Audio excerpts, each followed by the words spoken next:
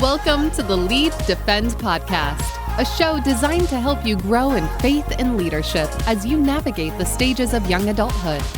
We address important faith topics and provide practical life tips, helping you build up your faith as you engage a changing culture.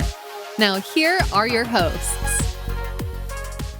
Hey, welcome to Lead Defend Podcast. This is Ryan and Brock. We're here with Chris Sultemeier. And Chris, we are so grateful to have you on the podcast. And Chris is really here to talk to us about leadership and how we can grow and develop as leaders.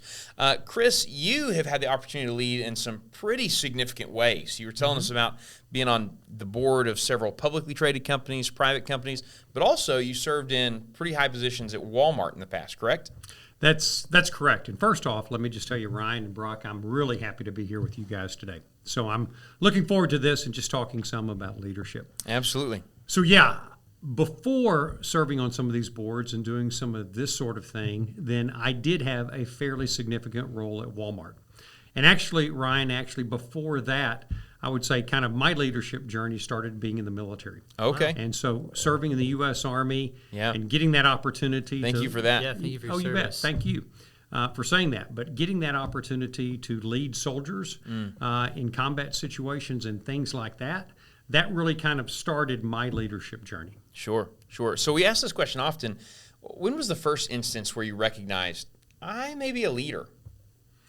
Probably first, ended up going to college at West Point. Okay. And so while at West Point and being put in leadership situations, that's probably when I first recognized that, this is something I enjoy doing. I enjoy the responsibility that goes with leading, and I enjoy being the one to make those decisions. Sure. Now, just before the podcast, we were talking a little bit about authenticity and how valuable that is in leadership. Now, the truth is, I don't think anybody Googles, how can I be more authentic or anything like that. But when I look at your life, I think there are a lot of people who say, man, Chris, I would love to do something similar to what you did, whether it's sit on boards of companies or have great influence in the church. We're here recording at First Baptist Rogers, and you have the opportunity to lead in some men's ministry here, or even have a significant position in a significant company like you held. And so why is authenticity important to leadership down the road? Yeah, Ryan, I think leaders have to be authentic because the people that they have the honor and the privilege to lead can see through people who are not authentic. Wow. And so I think it's so critical that as a leader, the people that you're leading have the opportunity to see the real you. They get a chance to see that person that has strengths, has weaknesses, has faults, has shortcomings, and you expose your true self to people. So often we all try to cover up in those areas where we're not strong. Sure. And everyone has weaknesses, and everyone understands that others have weaknesses. And the more you can be your real self, the better you can give others that opportunity to respect you and to trust you, because they all know you're human. Everyone knows you're human. And if you try to cover up from that humanness, from that fault that you have, whatever that fault may be, they're eventually going to see those issues. And they're going to see the fact that you tried to cover up. And so it's just important that you're as transparent as possible with people, and they really get to know the real you. If you think about it, all relationships are built on trust. Yeah. And the more people see the real you, they can trust you. And I think the more people trust you, then they're willing to follow you. And I think followership, and that's what leadership comes from. So people need to trust you, and they can trust you if you expose yourself for who you really are. Yeah, and I think sometimes if you don't show that you're authentic, you don't show those faults, you make yourself unapproachable because they think I could never be that person. But then on the other side, you want to be transparent, but then at the same time, you don't want to ruin your credibility. So how do you balance that level of being transparent, showing people your faults, but at the same time, allowing people to know that you're still a credible leader that can be followed? Yeah, because you mentioned weakness, and I'm thinking as a man who led soldiers, I mean, that's a delicate balance. Like, you can't be too weak on one hand. Yeah. So that's a great question. I think one of the things, and Brock, great question. I think one of the things you have to do is you have to be comfortableness. You have to have You have to be comfortable in your own skin that you can tell people publicly you're sorry.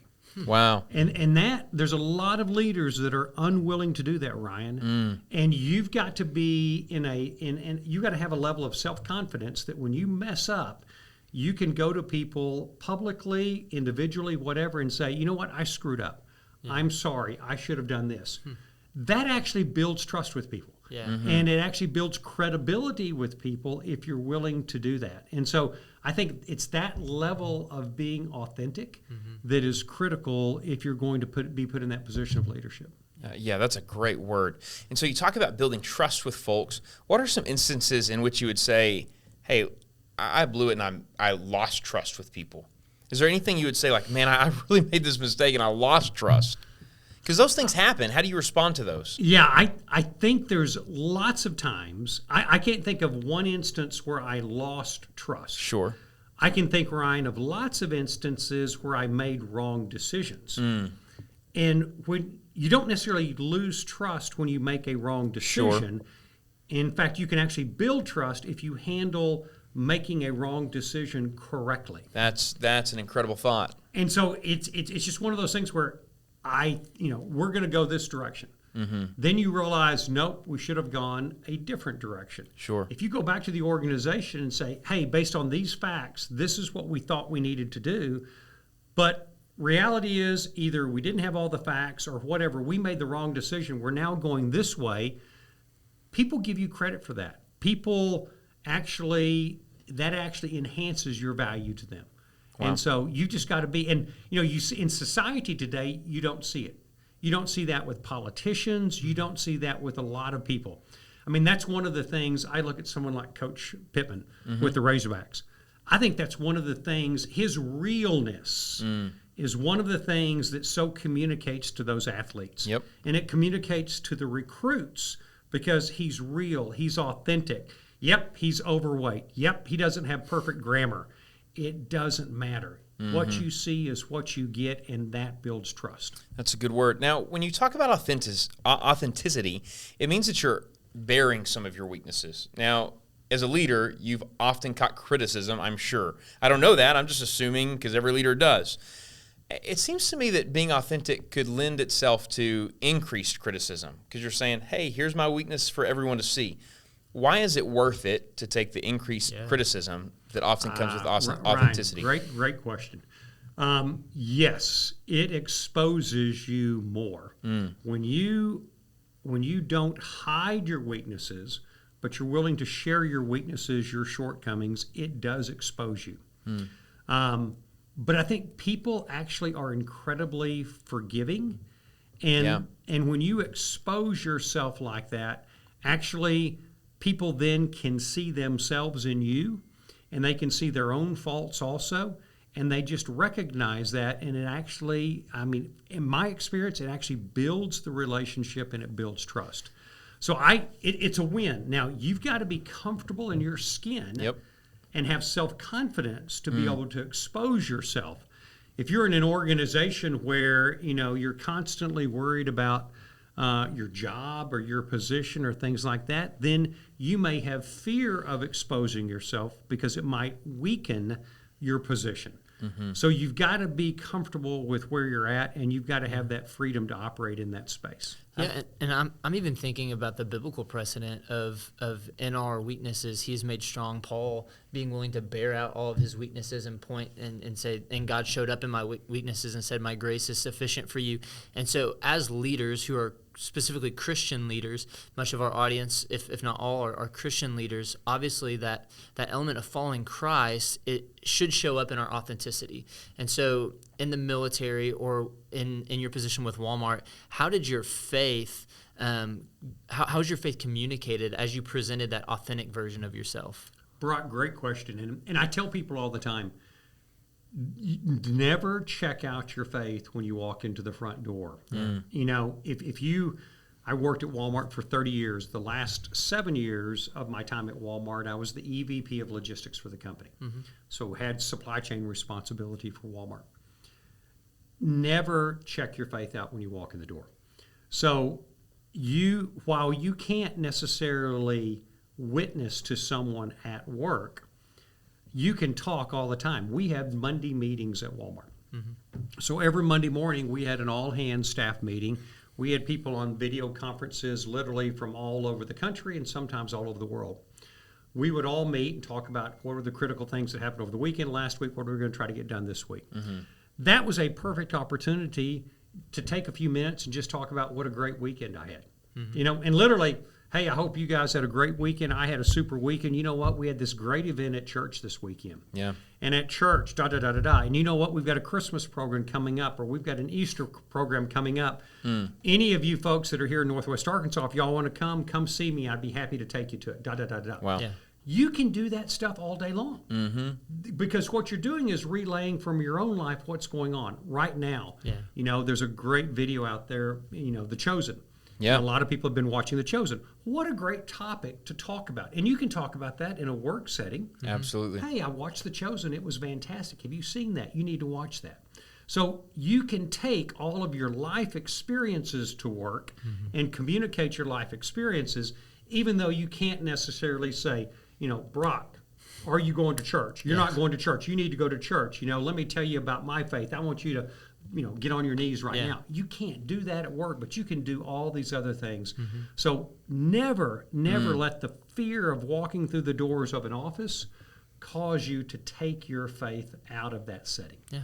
That's a great word. Now, Brock, you talked about how weakness is prevalent in the Bible, but I was thinking of like 1 Peter 5, I think it's 9, where Peter says, humble yourselves. And really that's what authenticity is. It's us humbling ourselves because we recognize, hey, we don't have it all figured out.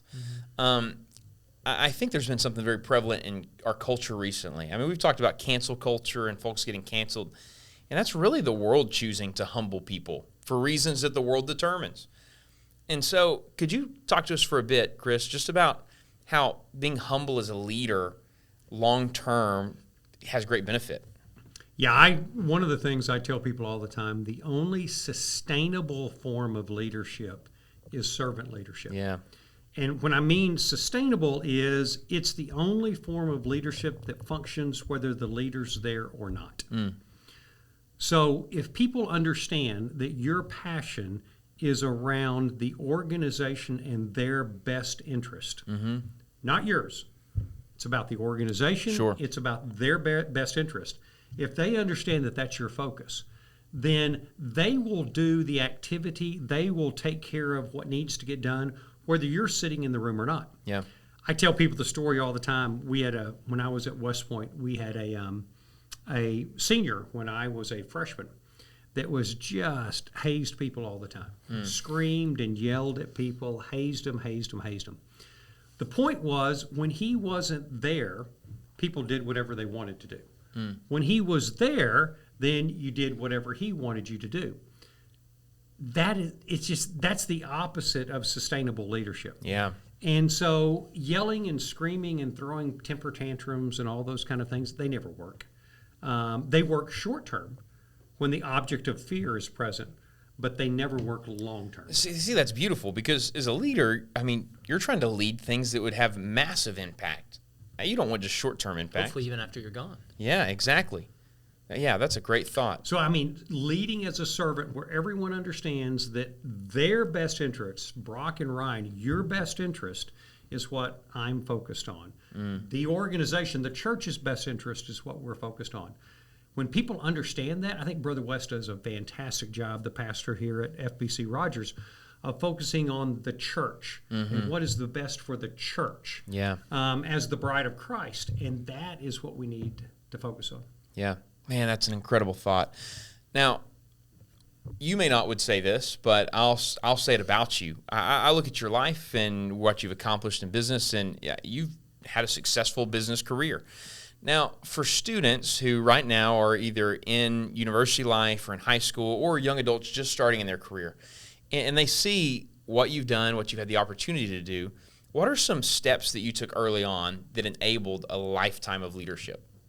Yeah, I think going back to what we talked about just a minute ago about being a servant leader, it's not about you. And you've got to always remind yourself.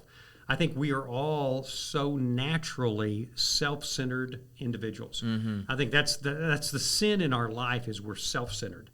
And you've got to constantly remind yourself, it's not about me, it's not about me, it's not about me. If you're in a work setting, it's about the business, it's about the team you're on. Yeah. It's about those things first. And when people around you see that you're putting their interest first, they want you on their team. They want your help. They want to associate with you. That actually lifts you up. Yeah. One of the things that's interesting, I had a boss when I first joined Walmart. He was famous for, when he would interview someone, he would walk in old clothes. And he would be cleaning the office. And he would come into the office, he would clean the office, he'd pick up the trash can and kind of dust and do different things. And he would carry on a conversation with the person that was being interviewed while he was in there.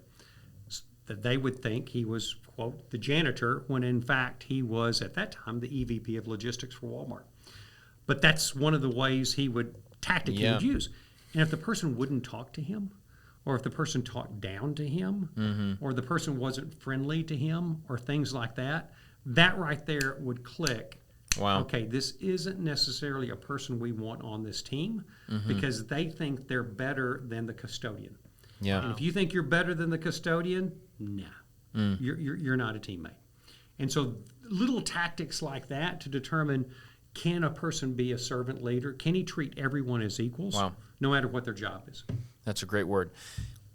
After kind of being at the end of your career, your retirement, getting to do some incredible things in retirement, what are some things that you wish you would have known starting out in your career that you know now?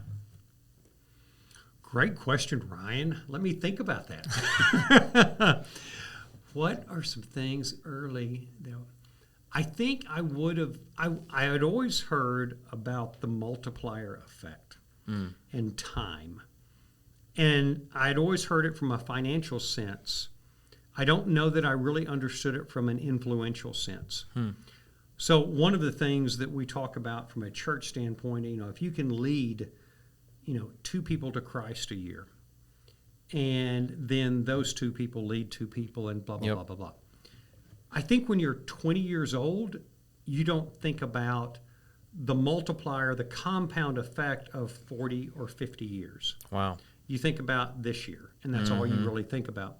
And I think looking back now as a 59, 60-year-old person looking back, I probably wish I would have invested more in relationships and being a greater influence with people with relationships than what I did, particularly early in my career. Sure. And so I think that probably is one thing.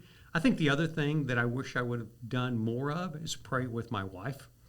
I've always heard people talk about how beautiful it is, and probably both of you are great examples of young men that pray with your spouses.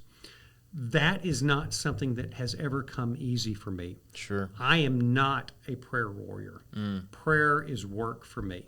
Wow. And so the whole idea of praying with my wife has been something that's been hard for me. And I think there would have been times in our personal relationship and my leadership of the family that would have been better if I would have been a stronger prayer partner to my wife. Well, I appreciate you sharing that because, I mean, for us, even Allie and I, it's quite difficult just to do spiritual life together. That's something nobody prepared you for. Well, and I think, Ryan, I was taught that's personal. Yes. Spiritual life is personal. And yet, I think we're called as men to be the spiritual leaders of our family. And so the more we can coach, I'll give you an example. Growing up, my dad was always heavily involved in the church.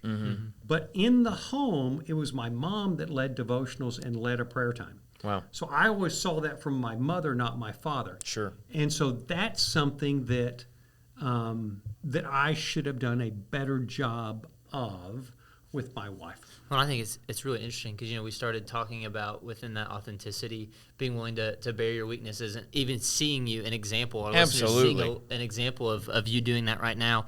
And I think one of the things that really worries me some about this generation is is a lot of us are putting an image of ourselves out there and we might not even know it. Social media has given all of us a platform to display an image of ourselves, whether it's an authentic image or not. And you see, for most people on social media, you're not posting the bad days. You're posting your highlight reel. And so what's maybe a word of caution that you would give to these students, even from a hiring standpoint? Probably people are looking at social media a lot more than we'd like to think that they are. And so how would you give a word of caution to maybe the listener who's very active on social media and the type of image they're presenting of themselves? Yeah, I think we talked about authenticity, the whole area of transparency with social media. I would just caution young people with what they do with social media. Every employer looks at your Facebook, your Twitter, your Instagram account. They do.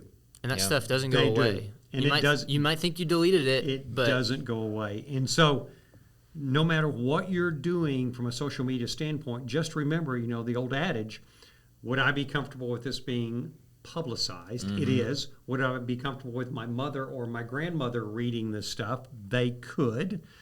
But every employer sees that. And here's the deal if you're a young person. Every future spouse can see that. Yeah. And every future spouse parents can see that also. And those are just some potential really awkward situations. And just be careful. Be careful because it's all out there for everyone to see. Yeah.